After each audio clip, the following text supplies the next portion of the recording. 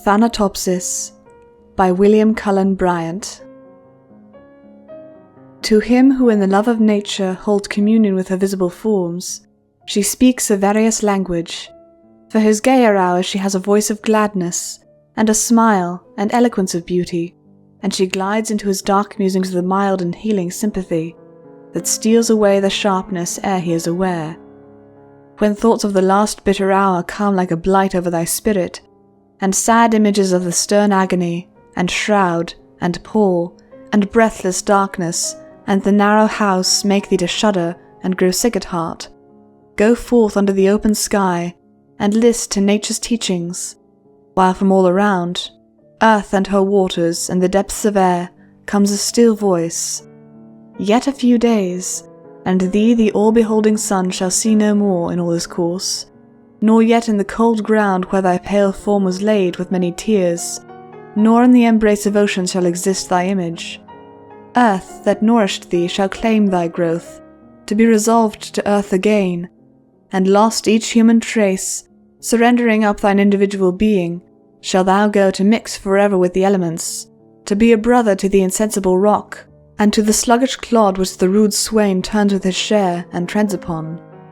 The oak shall send his roots abroad, and pierce thy mould.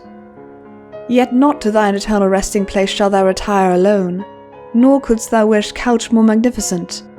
Thou shalt lie down with patriarchs of the infant world, with kings, the powerful of the earth, the wise, the good, fair forms, and hoary seers of ages past, all in one mighty sepulchre.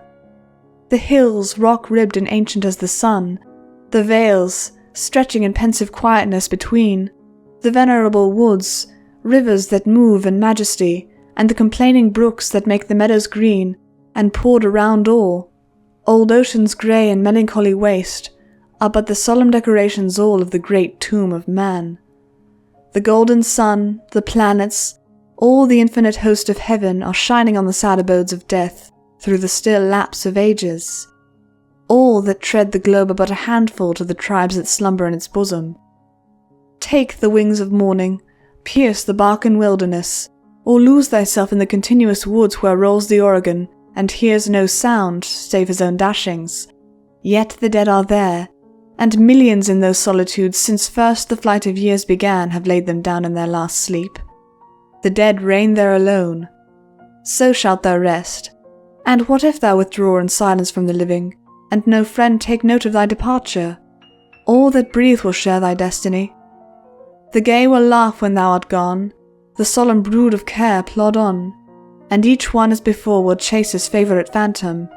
Yet all these shall leave their mirth and their employments, and shall come and make their bed with thee. As the long train of ages glide away, the sons of men, the youth in life's green spring, and he who goes in the full strength of years, matron and maid, the speechless babe, and the grey-haired man, shall one by one be gathered to thy side by those who in their turn shall follow them. So live, that when thy summons comes to join the innumerable caravan that moves to that mysterious realm, where each shall take his chamber in the silent halls of death, thou go not like the quarry slave at night, scourged to his dungeon, but sustained and soothed by an unfaltering trust approach thy grave, like one who wraps the drapery of his couch about him, and lies down to pleasant dreams.